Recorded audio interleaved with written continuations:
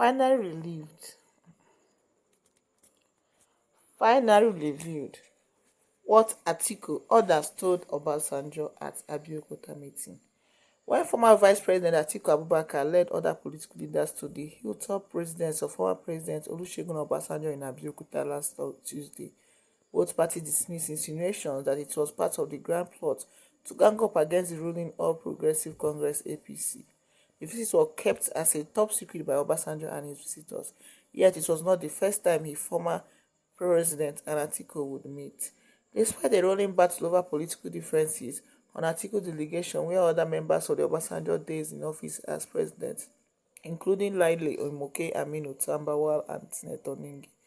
But to underline the strategic meeting, the visitors met for more than 2 hours behind closed doors, ostensibly to shut out the likely prying eyes of a third party and the usually nosy media always looking around the precinct of Olusegun Obasanjo Presidential Library located in the Ogun State capital. Neither the visitors nor their host was willing to give details of the frank discussion despite the individual schism against the current administration.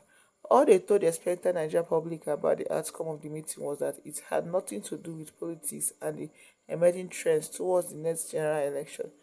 However, details scooped from close aid to the two camps revealed that discussion was on the necessity for the opposition to evolve a strategy to oust APC from power through the 2027 presidential election. Close associates and aides to the visitors and the former president said mission of the team was report back to him the extent of the job done on the assignment to mobilize leaders across the geopolitical zone to push out the APC in 2027. Since the session was meant for the feedback, therefore visitors did most of the talking, while the former president kept a near the study silence, apparently to comprehend, recreate, digest and digest the message, the messages and the overall bottom line of the exclusive gathering. Atiku, as the leader of the team with the mandate of others involved in the planned coalition, gave Obasanjo the full account of their actions, consultations, discussions and decisions on the project. It should be recalled that Atiku was among the key speakers at the recent national conference held in Abuja, where the main stakeholders poo-poohed the APC administration and canvassed for united fronts by the opposition to confront the ruling party in the next general election. Thus, the Abeokuta meeting with the former president was apparently in furtherance of the fact that Obasanjo was regarded as the factor leader of the movement, which some of the leaders, however, tactically claimed is designed to save Nigeria. Sources close to visitors quoted the ex-Nigeria leader to have said that the mission of the team was to give him feedback on the consultations and meetings of the forces mobilizing to produce the coalition against the APC. Obasanjo told one of his close confidants after the meeting that the visit had nothing to do with the speculated renewed presidential ambition of his former vice president. Former Nigeria leader expatiated that the visit was aimed at the collaboration efforts to move Nigeria forward and not with the presidential bid of any individual so far.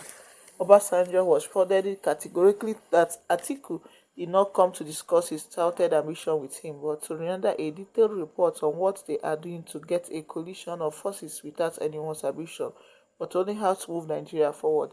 Therefore, he said, his job on the occasion was to listen attentively and not necessarily to interject while the team made its submission. Over the years, former military head of state and later civilian president has been the overwhelmed of past efforts aimed at assembling influential politicians, activists and group of professionals to form a third force with the capacity and network to displace both the PDP and APC from power. It began after the angrily openly declared his frustration with the PDP. Recall that about 7 years ago, Obasanjo publicly declared that he was quitting politics to assume the role of an elder statesman and advisor to other gladiators. He probably tore his membership card of the party into shreds at the height of his disagreement with some elements in the PDP. But a former Nigerian leader has found it extremely difficult to detach himself from partisan politics, despite his promise to be a politician. Almost in every election cycle, he has tried to play the pivotal role of a fulcrum, rallying his admirers to set an agenda. Determined to make himself as the rallying force in 2015, Obasanjo became the overwhelmed of a third force to challenge his former party PDP and the All Progressive Congress APC for a 2019 general election.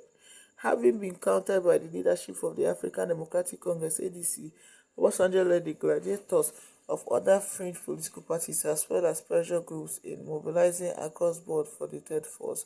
His choice as the third force for the 2023 election was the Labour Party LP. He had the backing of mass-based ethnic nationality organization in the three geopolitical zones in the southern, ethnic national organization in the three geopolitical zones in the southern part of the country, as well as the middle belt. The two Nigerian leaders and other personalities involved in third force hinged their decision that the Igbo should produce a president based on equality. Obasanjo practically became the face of the campaign of the candidate of LP, Mr. Peter Obi, a former governor of Anambra State, for the presidential election. Obasanjo is believed to remain passionate about the agenda. His close associates and confidence claim he is still committed to the cause of power shift to the southeast as leading politicians and groups intensify plans to forge alliance ahead of the 2027 election. National chairman of the APC, Dr. Abdullahi Umar Ganduje, has been consistent in creating ripples. He throws bombshells with the attendant ADs in the rank of the opposition politicians. He has declared that his party was poised to capture Anambra and Osun State after overrunning Edo and Ondo State in the governorship election. He threw another stone on Tuesday that the North should wait for 2023-2031 to produce the president of the country, as the immediate past President Muhammad Buhari from Katsina State served for 2 terms of 4 years each. Some forces are rooting for former Vice President Professor Yemi Osibanjo. He is believed to have the service to confront Tinubu. He is said to have a better understanding and appreciation of the president, having worked closely with him as a former governor of Lagos State, as Commissioner for Justice and Attorney General, but some elements claim that Osinbajo may not be able to deliver a bloc from the southwest to the alliance. Jonathan is believed to have the following in the south to match the incumbent.